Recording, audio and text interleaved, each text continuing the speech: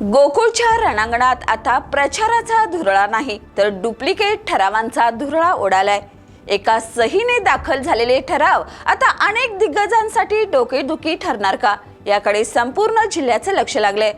नमस्कार, मी सुरेखा आणि आपण पाहतात तारा न्यूज।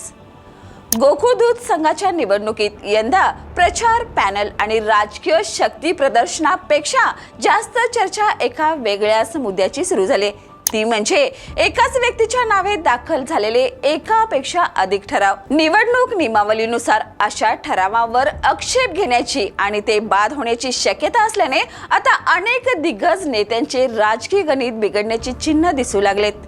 आतापर्यंत कोऱ्या ठरावाचा मुद्दा गाजत होता, मात्र आता डुप्लिकेट ठराव हा निवडणुकीतील सर्वात मोठा राजकीय बॉम्ब ठरण्याची शक्यता आहे। आणि विशेष म्हणजे या मुद्द्याच्या भोवऱ्यात सामान्य उमेदवार नाहीत तर गोकुळच्या राजकारणातील मातब्बर नेते आणि त्यांची कुटुंब अडकली आहेत। आमदार सतेज पाटील यांच्या नावे 2 ठराव दाखल आहेत।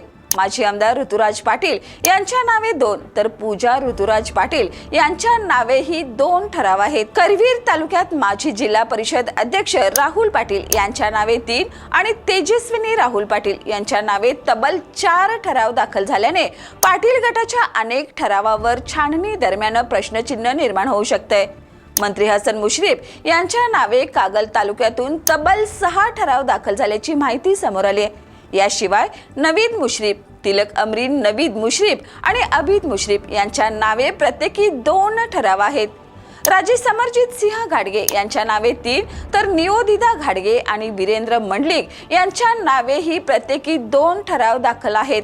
त्यामुळे छाननीच्या प्रक्रियेत मुश्रीफ गटाचे अनेक दावे टार्गेटवर येण्याची शक्यता नाकारता येत नाही। आमदार चंद्रदीप नरके यांच्या नावे 3 ठराव दाखल आहेत।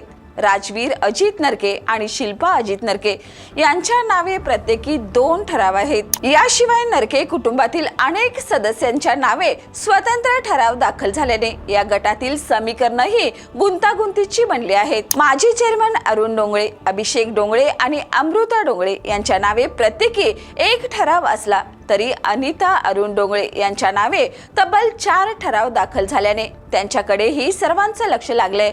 आमदार राजेंद्र पाटील यड्रावकर यांच्या कुटुंबात स्वरूपा पाटील यड्रावकर आणि सानिका पाटील यड्रावकर यांच्या नावे प्रत्येकी 2 ठराव दाखल आहेत। विशेष म्हणजे महाडिक कुटुंबातील महादेवराव महाडिक, आमदार अमल महाडिक आणि शौमिका महाडिक यांच्या नावे प्रत्येकी 1च ठराव असल्याने सध्या तरी हा गट या वादापासून दूर असल्याचं चित्र आहे। गोकुळच्या निवडणुकीत आता खरी लढाई मतदानाच्या मैदानात नव्हे तर ठरावाच्या छाननीच्या टेबलवर रंगण्याची चिन्ह आहेत।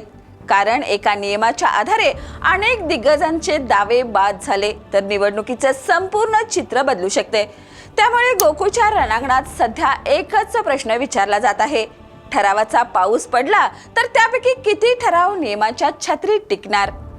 या आणि अशाच ताज्या अपडेटसाठी पाहत रहा तारा न्यूज।